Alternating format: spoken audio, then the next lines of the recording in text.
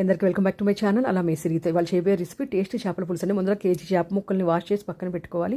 ఒక ఉల్లిపాయ పచ్చిమిరపకాయ గ్రైండ్ చేసి పక్కన పెట్టి మిగతా 2 ఉల్లిపాయలని ముక్కలుగా కోసి పక్కన పెట్టి చింతపండు నానబెట్టుకుని ఒక బాండీ పెట్టి ఆయిల్ కాగుతూ ఉండగా చేప ముక్కలకి ఉప్పు కారం పట్టించి ఈలోపు ఆయిల్ కాగిన తర్వాత కరివేపాకు పచ్చిమిరకాయలు ముక్కలు ఉల్లిపాయ ముక్కలు వేసి లైట్గా వేయించి కొంచెం పసుపు వేసి తర్వాత ఉల్లిపాయ మనం గ్రైండ్ చేసుకున్నాం కదా ఆ పేస్ట్ వేయాలండి. ఇది ఆప్షనల్. తర్వాత ఒక స్పూనున్నర అల్లం వెల్లుల్లి పేస్ట్ వేయాలి.